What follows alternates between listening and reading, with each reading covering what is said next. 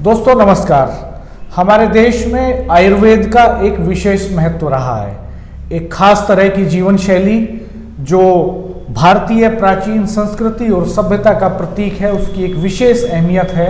और यूरोप के देशों में भी, विकसित देशों ने भी हमारी जीवन पद्धति का अनुसरण किया है। पुराने वक्त में जब हम बुजुर्गों से बात करते हैं तो हम पाते हैं कि उस वक्त जब एलोपैथ का बहुत प्रचार प्रसार नहीं था, एलोपैथ में डॉक्टर्स भी अवेलेबल नहीं थे, बड़े अस्पताल नहीं थे, उपलब्धता नहीं थी, कम थी, तब गांव में वैद्य होते थे और बड़े बुजुर्ग जो है, जो भी घर में बीमार होता था उसको वैद्य जी के पास लेकर जाते थे। और वैद्य जो है नाड़ी देख करके, नब्ज देख करके ये बता देते थे कि व्यक्ति के शरीर में किस तरह के रोग चल रहे हैं और ख़ास तौर पर वात, पित्त और कफ, इनका जो संतुलन है वो किस तरह का है। वो एक खास जीवन पद्धति के बारे में बताते थे कि क्या खाना है, क्या नहीं खाना है, रोग की जड़ क्या है, किस वजह से वो शरीर में पैदा हुआ है, उसे खोजते थे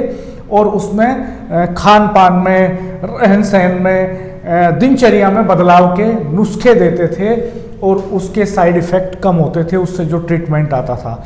अब एलोपैथ के ज़माना है और एलोपैथ के ज़माने में दवाइयों के और अंग्रेजी दवाइयों के अपने साइड इफ़ेक्ट हैं। उन साइड इफ़ेक्ट्स को मिनिमाइज करने के लिए कुछ और दवाइयाँ दी जाती हैं। खैर वो एक अलग बात है। आज हम नाड़ी विज्ञान पर बात करेंगे, एलोपैथ पर नहीं, आयुर्वेद पर नहीं, नाड़ी विज्ञान पर बात करेंगे कि नाड़ी विज्ञान क्या है।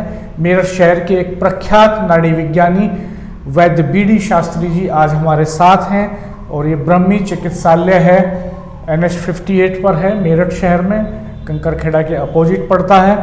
और वैद्य जी से हम जानेंगे कि नाड़ी विज्ञान क्या है और कितना कारगर है, कितना खर्चीला है, कितनी कॉस्टिंग आती है इसमें और कैसे हम अपने को स्वस्थ रख सकते हैं नाड़ी विज्ञान के जरिए। वैद्य जी आपका हमारे चैनल पर बहुत स्वागत है। धन्यवाद। जो आज का आधुनिक जीवन है, इसमें हम लोग देख रहे हैं कि बच्चे, बूढ़े, नौजवान देर रात तक सब मोबाइलों पर रहते हैं और रात तक मोबाइल में रहते हैं तो सही, तो जाहिर सी बात है कि उनकी नींद पूरी नहीं हो पाती। तो सुबह को टहलना, उठना, ये कहाँ तक वाजिब है और क्या करना चाहिए? रात में हमें किस समय सो जाना चाहिए? देखो, शास्त्रों के अनुसार हमें 9 से 10 के बीच में सो जाना चाहिए और सुबह हमें 4 से 6 के बीच में जग जाना चाहिए, ब्रह्म मुहूर्त में जो कहा गया।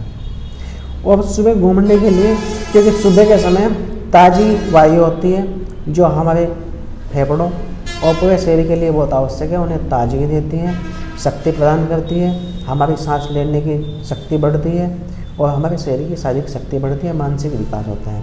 इसलिए हमें सुबह के समय 4 से 6 के बीच में जग जाना चाहिए और हमें घूमना शरीर के लिए बहुत अत्यंत आवश्यक है। जैसे मान के चलो मैं 2 बजे सोता हूँ जी, और मुझे सुबह उठना है 6 बजे, मैं टहलता हूँ जी, टहला, योगा वगैरह किया, व्यायाम किया, उसके बाद मैं सो सकता हूँ 1 आध घंटे के लिए?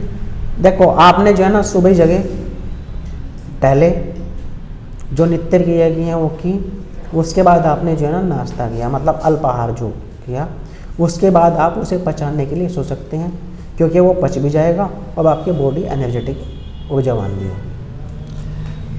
शास्त्री जी, मट्ठे को लेकर आजकल, हम जब छोटे थे तो गांव में थे तो गांव में मट्ठा वगैरह पीते थे, अब मट्ठे का कितना महत्व है मतलब शरीर में? मट्ठे के विषय में आयुर्वेद में कहा गया है कि जिस प्रकार समुद्र मंथन होने के बाद पहले विष निकला, उसके बाद रत्न और उसके बाद अमृत की उत्पत्ति हुई, इस प्रकार दही मथने के बाद जो घी निकला वो आज के समय में विष का काम कर रहा है और मट्ठा जो है वो अमृत का काम कर रहा है। शास्त्रों में अमृत के विषय में कहा गया है कि एक बार जब भगवान इंद्र भग हो वाले हो गए थे, उन्हें शाप मिला था गौतम ऋषि से, तो उनके विषय में कहा गया है कि यदि स्वर्ग में तक्र होता तो इंद्र भग वाला और चंद्रमा को जो शाप दिया था उन्हें 6 रोग हुआ कि वो ना होता। तो मट्ठा जो है हमारे शरीर के लिए अमृत समान है, लेकिन हमें ताज़ा और पूर्ण रूप से मथा हुआ मट्ठा पीना चाहिए। कुछ लोग ये कहते हैं कि सूर्यास्त के बाद मट्ठे का सेवन नहीं करना चाहिए, क्या ये सही है? देखो, मट्ठा दही का सेवन सुबह के समय और दोपहर तक करना चाहिए, शाम के समय दूध का प्रयोग करना चाहिए। दूध हमेशा पी सकते हैं, सुबह हो या शाम का? जी। क्या है सर नाड़ी विज्ञान? नाड़ी विज्ञान रोगी के भूत, वर्तमान और भविष्य के रोगों का निर्धारण है। नाड़ी से हम यह निर्धारित करते हैं कि व्यक्ति को पूर्व में क्या रोग होगा, वर्तमान में क्या रोग है और भविष्य में किस रोग के होने की संभावना है। ये तो जबरदस्त विधा है कि वही आप ये भी बता देते हैं नाड़ी देख के कि पहले क्या बीमारियां हुई हैं। जी। तो भूत का मतलब जैसे मान लीजिए मेरी उम्र मान लीजिए 40 साल है, जी। तो कितने साल पीछे तक का बता सकते हैं नाड़ी देख के कि क्या बीमारियां रही होंगी? मूलतः जो जन्म से बेसिक कंडीशन है अच्छा। वहाँ से पता लग जाता है। अच्छा जी। इतना लंबा तक पता चल जाता है? क्योंकि मनुष्य की प्रकृति वो मूलभूत होती है, वो नेवर चेंज, उसमें परिवर्तन तो होता रहता है, कभी कम या अधिक, बट नेवर चेंज, वो कभी बदल नहीं सकती। तो नाड़ी देख के आप ये पता लगा लेते हैं कि केस हिस्ट्री क्या है, जिसे एलोपैथ में केस हिस्ट्री बोलते हाँ जी, हैं। हाँ जी। वो आप नाड़ी से जी। कितनी देर देखनी होती है नाड़ी आमतौर पे आपको? नाड़ी मुख्यतः एक व्यक्ति की 3 बार नाड़ी देखनी चाहिए, 3 बार दाईं नाड़ी, 3 बार बाईं नाड़ी। इस स्त्री जो रोगी है वो नाड़ी का मतलब ये जो नब्ज यहाँ पे धड़क जी, है यही जी। हुआ ना? हाँ जी। तो इसको देखते हैं आप अंगूठा लगा के? जी। अंगूठे से देखते हैं, उंगलियों से देखते हैं कि आप देख के बताइए कैसे देखते हैं? ये हम देखते हैं, ये आपका अंगूठा हो गया, हाँ ये आपकी रेडियल पल्स होगी, हाँ यहाँ से हम वात पित्त कफ का निर्धारण देखते हैं कि कैसे किसकी कौन सा रोग चला हुआ है, जी। कौन सी धातु बढ़ी हुई है, जी। उससे कौन सी संभावना है। अच्छा। जैसे कि आपकी जो है अभी पित्त और कफ की नाड़ी बढ़ी हुई है, जी। तो संभवतः आपको पित्त और आपका कफ का रोग है। जी। आपको गर्मी में सामान्य व्यक्ति की अपेक्षा गर्मी ज़्यादा महसूस होना, जी। सर्दी के मौसम में सामान्य व्यक्ति से अधिक ठंड महसूस होना, जी। ये आपका मूलभूत है। जी। अब क्या है कि समय समय पे यदि आपका जो आहार और विहार, लाइफ स्टाइल और डाइट चेंज होगा तो उसमें इन रोगों की, इन दोषों से संबंधने वाली जो बीमारियां होंगी उनका रोग बढ़ने और घटने की संभावना समय समय पर परिवर्तित होगी। तो ये एक दिन में 3 बार देखनी होती है? नहीं। अच्छा। किसी भी नाड़ी, किसी भी रोगी की नाड़ी रोग निदान करने के लिए हमें 3 बार दाईं नाड़ी, 3 बार बाईं नाड़ी का परीक्षण करना चाहिए। अच्छा, मान लीजिए आप अभी करेंगे निर्धारण, जी। तो इसी वक्त देख लेंगे 3 बार दाईं 3 बार बाईं, जी। और फिर आपको ये अंदाज हो जाएगा कि आपकी फाइंडिंग्स में ये आ जाएगा कि क्या केस हिस्ट्री रही है। जी। जी।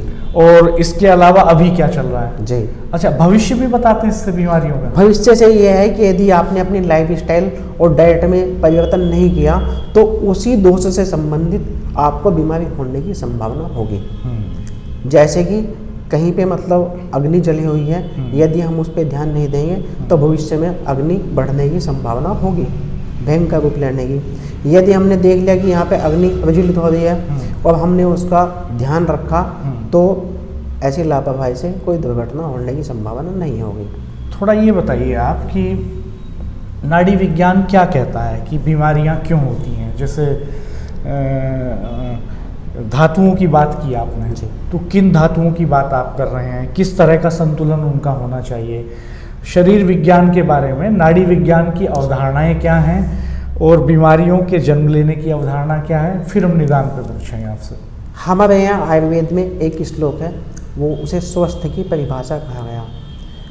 सम दोषा समाविश सम धातु मूल क्रिया प्रश्न आत्मेंद्रिय स्वस्थ इत्यादि धीयते। अर्थात इसका तात्पर्य ये है कि हमारे दोष समूह, दोष मीन्स वात पित्त कफ जो है सामान्य अवस्था में धातुएं हैं और विषम अवस्थाएं में दोष हैं। उसके बाद व्यक्ति के होते हैं सप्त धातुएं, वो भी सम अवस्था में धातुएं और विषम अवस्था में दोष। तो ये सप्त धातुएं क्या क्या हैं?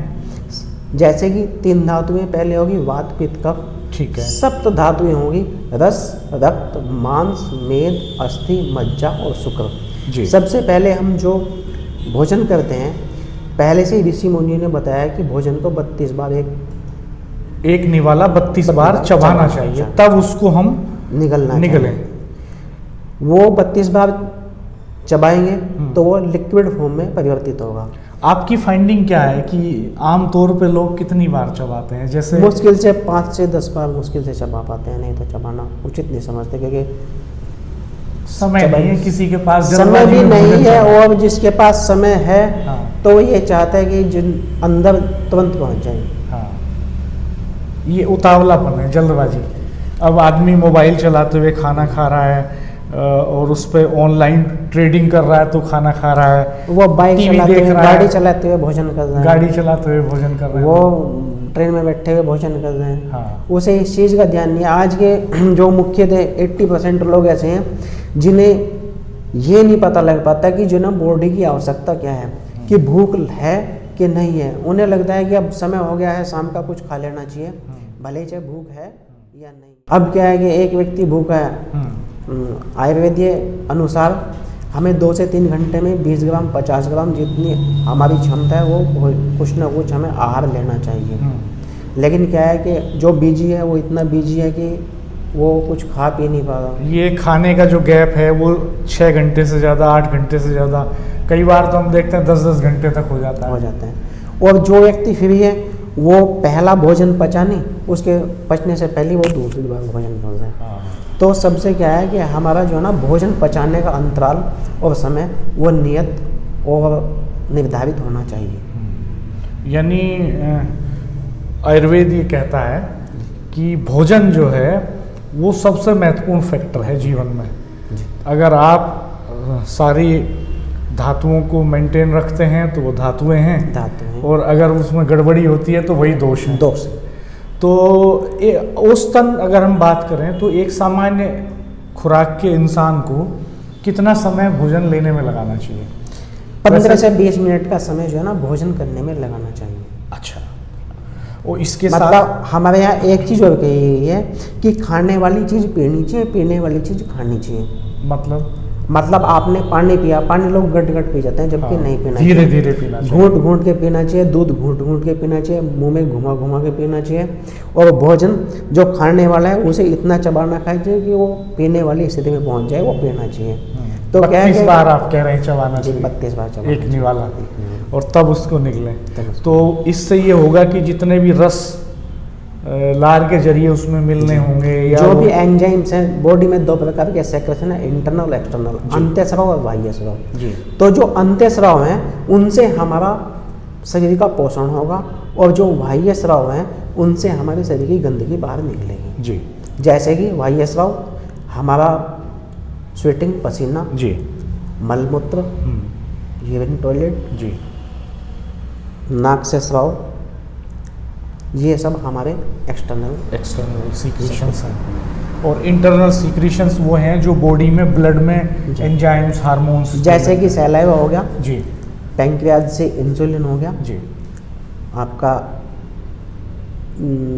अग्नाशय से पाचक रस हो गए, जी, और यहाँ तक कि इंटेस्टाइन में होता है माइक्रोफ्लोरा जो चिकना रहता है। जी। ये सब तभी सीक्रेट होंगे यदि हम भोजन 20 मिनट तक करेंगे और अपनी प्रकृति के अनुसार हम भोजन लेंगे।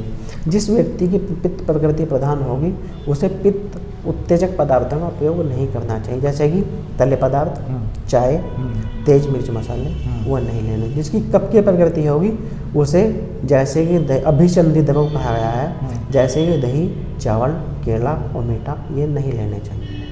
दही, चावल, केला, मीठा, ये सब कफ में दिक्कत में। दूध ले सकते हैं? दूध ले सकते हैं। अच्छा, आमतौर पे समाज में धारणा रहती है कि इसको खांसी हो गई, कफ हो रहा है तो दूध बंद कर दो इसका, नहीं, या चाय पिला दो, दूध में पत्ती लगा दो।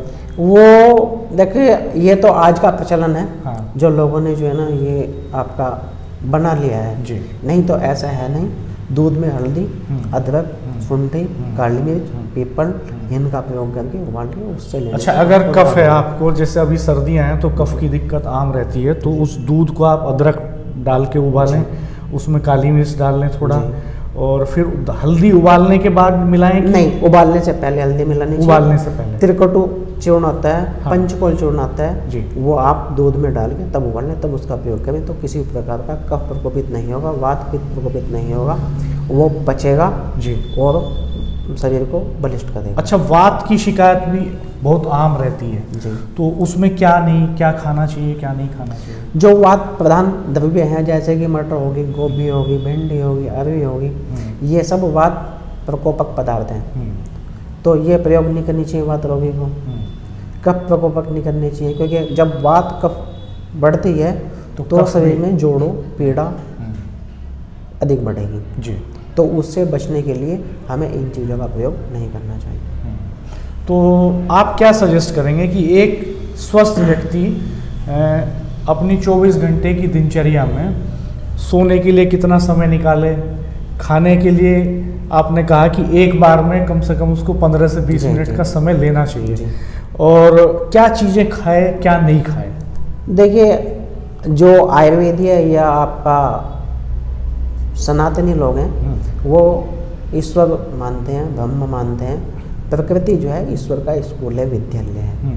कोई भी जीव का जन्म होता है, वो व्यक्ति मनुष्य यहाँ आता है, उसे प्रकृति के नियमों का पालन करना पड़ता है। प्रकृति का सीधा सिद्धांत है, प्रकृति ने जो है ना 8 पहर 24 घंटे का निर्माण किया है। तो 24 घंटे में 6 से 8 घंटे व्यक्ति को जो है ना जो वर्किंग आवर्स है उसके वो उसमें काम करना चाहिए।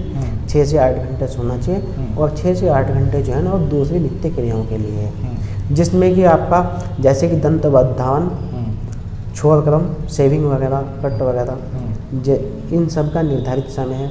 आपका जो कटिंग करानी चाहिए 15 दिन में 3 बार शेविंग ये करानी चाहिए। नख नेल कटिंग करानी चाहिए। तो भोजन 20 मिनट तक करना चाहिए।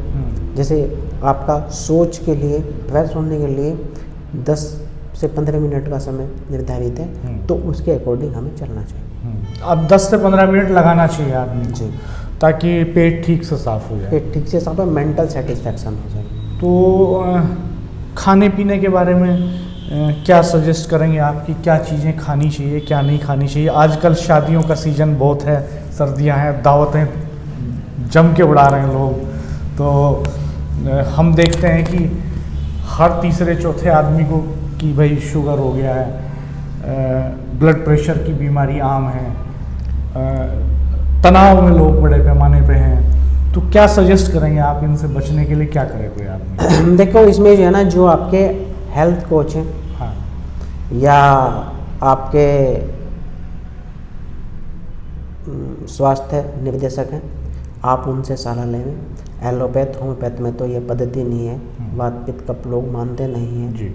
आप अपनी प्रकृति का जांच कराएं, उसके अनुसार आप उनसे खाने पीने के विषय में कि हमें क्या कब लेना चाहिए कब नहीं लेना चाहिए, क्योंकि अलग अलग व्यक्ति की अलग अलग प्रकृति है।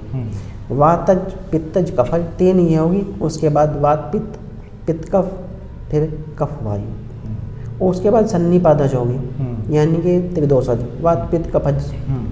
अलग अलग व्यक्ति के प्रकृति के अनुसार अलग अलग हमें खान पान करना चाहिए, और जो उसी की चर्या है उसी के अनुसार हमें चलना चाहिए, तभी हमें स्वस्थ होंगे। आजकल बाल लोगों के जल्दी सफ़ेद हो जाते हैं। हम देखते हैं कि 10, 12, 15 साल के बच्चों के भी बाल सफ़ेद हो रहे हैं, कम उम्र में होने शुरू हो जाते हैं। तो इसकी क्या वजह रहती है? इसका देखो मुख्य घटक होता है आपका जो पित्त 5 प्रकार का होता है, उसमें होता है रंजक पित्त। तो रंजक पित्त का काम होता है कि बॉडी का क्लरिजाइजेशन करना, जैसे कि चमड़ी का रंग, दांत का रंग सफ़ेद करना, बालों का रंग काला करना, ये सब रंजक पित्त का काम है। जब बॉडी में रंजक पित्त की कमी होगी तो ये डिस्क्लरिजाइजेशन, वर्णहीन, रंगहीन की शिकायत होगी। अब ये डिपेंड करता है व्यक्ति की प्रकृति और उसकी वस्तु स्थिति के अनुसार। प्रकृति मीन्स जैसे कि चिंता की वजह से, कफ की वजह से, उसका देशाटन ज़्यादा होने की वजह से, शरीर का सही पोषण न होने की वजह से मुख्य निर्धारण है। डायबिटीज़ बहुत बड़े पैमाने पे है जी। तो क्या आप सजेस्ट करेंगे कि कैसे बचें लोग इससे? आजकल डायबिटीज के लिए मुख्य घटक मानसिक चिंता, अवसाद, एकाकी जीवन लोग व्यतीत करते हैं। ये डायबिटीज मधुमेह रोगी करने में बड़ा मुख्य घटक है। इससे बचने के लिए कि जब इंटरनल मुख्यतः क्या है, सेक्रेशन इंसुलिन बॉडी में होना बंद हो जाता है, ब्लड में ग्लूकोज की मात्रा अधिक हो जाती है, वो ग्लूकोज को ग्लाइकोजन में नहीं बदलता है इंसुलिन, तब डायबिटीज हो जाती है। तो उसके लिए क्या है, मुख्य घटक आज के समय में चिंता से जो है ना लोगों को डायबिटीज होने की संभावना ज़्यादा चल रही है। तो उससे बचने के लिए तनाव मुक्त जीवन व्यतीत करें, और जो आजकल की दिनचर्या है उसे छोड़ के इंसेंट मतलब पुरातन दिनचर्या के अनुरूप कार्य करें, क्योंकि आज के समय में लोग रात में जागते हैं, दिन में सोते हैं, ये सैद्धांतिक नहीं है। लेकिन बहुत सारे पेशे तो ऐसे हैं आज की तारीख में कि जिनमें रात में ही काम होता है, तो ये मजबूरी भी है आर्थिक तौर पे आदमी के इस सोसाइटी में सरवाइव करने के लिए। तो क्या आप ये सजेस्ट करेंगे कि ऐसे काम तलाशे लोग ऐसे कामों को प्रेफर करें कि जो दिन में जहाँ पे ड्यूटी हो? नहीं, उसमें जो है ना ऐसा करना चाहिए, लेकिन उसमें दो बातें। हाँ। पहली बात ये है कि हम ऐसा करें तो हमें उसमें किस प्रकार की दिनचर्या व्यतीत करनी चाहिए, यही महत्वपूर्ण है। जैसे मैं आपको रोकना चाहूँगा, जैसे मीडिया प्रोफेशनल्स हैं तो रात में काम करते हैं ज़्यादा जी। सारे अखबार रात में 2-3 बजे तक प्रिंट होते हैं, सारे न्यूज़ चैनल्स में काम चलता है रात तक, तो ये उनकी मजबूरी है। सुबह अखबार हाथ में तभी आएगा आपके जब 3 बजे तक मीडिया प्रोफेशनल्स काम करेंगे। रातों रात काम होता है, रातों रात प्रिंटिंग मशीन पे जो टेक्नीशियंस होते हैं वो उसे प्रिंट भी करते हैं, रात में ट्रांसपोर्टेशन होता है, सुबह तक आपके हाथ में अखबार आ जाता है। ऐसे बहुत सारे प्रोफेशन हैं जिनमें अगर रात में काम नहीं हो तो सुबह की जो आपकी चाय की चुस्की है उसमें वो मज़ा नहीं आएगा जो आप लेते हैं आमतौर पे। तो उसके साथ कैसे कोप अप करना है, कैसे अपने शरीर को, अपने जीवन शैली को ऐसा बनाना है कि इन ओड सिचुएशंस को फेस कर सकें, ये थोड़ा बताइए आप। उसमें दो चीज़ें हैं, एक तो ऋतु के अनुसार, हाँ, और आपका रात्रिचर्या दिनचर्या, दो प्राविधान है। हाँ। तो उसमें क्या है कि जैसे कि सामान्य व्यक्ति के लिए जो आपका मई जून के महीने में सोने के लिए दिनचर्या के लिए कहा गया है, और आपका दूसरी जितने भी ऋतु हैं, शरद ऋतु या वर्षा ऋतु, उनमें दिवाशयन अवरुद्ध बताया गया है। तो हमें क्या है कि जिन लोगों के ऐसे सर्दियों में दिन में नहीं सोना चाहिए, नहीं सोना चाहिए, मई जून में सोएं अगर दिन में सोना जी है जी। तो सर्दी का दिन तो एक तो छोटा होता है जी। तो वैसे भी सोने की ज़रूरत नहीं है, हाँ हाँ, और वैसे भी मतलब शरीर के फिटनेस के हिसाब से भी वो ठीक नहीं है। ठीक है। सोते हैं दिन में तो क्या नुकसान हो सकता है सर्दियों में? दिन में सोने से सर्दी के मौसम में कफ वैसे भी प्रकोपित रहता है, यदि दिन में आप सोएंगे तो निश्चित रूप से आपका कफ बढ़ेगा। जी। अब जब कफ बढ़ेगा तो आपको कफ की बीमारियां थोड़ी बढ़ेंगी जी। बॉडी में आलस्य बढ़ेगा, दर्द बढ़ेगा, और मानसिक अवसाद स्थिति होने की संभावना होगी। जी। तो और कुछ आप हमारे दर्शकों को बताना चाहें, खास बात जीवन शैली के बारे में?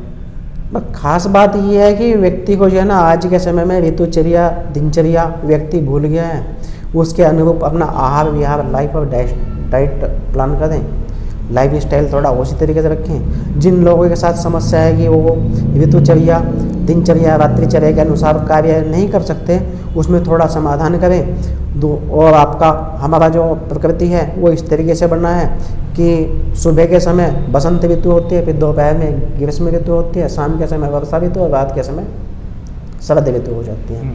तो उस ऋतु के अनुसार 24 घंटे का जो समय है, ईश्वर ने 12 माह का जो समय है, 12 माह की जो ऋतु हैं वो एक दिन में उसने इस तरीके से नियत कर दिया। तो यदि हमें रात्रि जागरण करना भी है तो हमें उस अनुसार हमें अपना शयन करना चाहिए, भोजन करना चाहिए। जब हमें ये लगे कि हमें भोजन करना चाहिए, भूख लग रही है, तब भोजन करना चाहिए। यदि हमें लगा कि हमें पीने वाली चीज़ पीनी चाहिए तो पीना चाहिए, और वो भी जैसे कि भोजन 20 मिनट तक करना चाहिए, 5 मिनट तक कोई भी 300 ml लिक्विड लेना चाहिए। इस प्रकार से अपना जीवन निर्वाह करें। तो वैद्य बीडी शास्त्री जी ने हमें नाड़ी विज्ञान के बारे में, आयुर्वेद के बारे में विस्तार से बताया, और आज के इस भाग दौड़ भरे जीवन में कैसे अपने को फिट रखें, कैसे अपने को हिट रखें, कैसे लंबा जीवन जिएं, इसका फार्मूला बताया।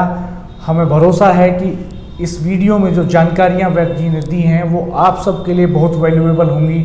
आप कमेंट बॉक्स में कमेंट करके बताइएगा कि आपकी क्या प्रतिक्रिया है, आपकी क्या राय है। आपके कुछ सवाल भी हो सकते हैं, आप यहाँ सवाल भी पूछ सकते हैं लिख करके। हम उन सवालों को वैद्य जी के सामने रखेंगे और अगले वीडियो में जब उनसे बातचीत करेंगे तो आपके सारे सवालों के समाधान पर भी बात करेंगे। और अगर आप वैद्य जी से संपर्क करना चाहते हैं तो हम वैद्य जी का मोबाइल नंबर और एड्रेस भी यहाँ डिस्क्रिप्शन में दे देंगे।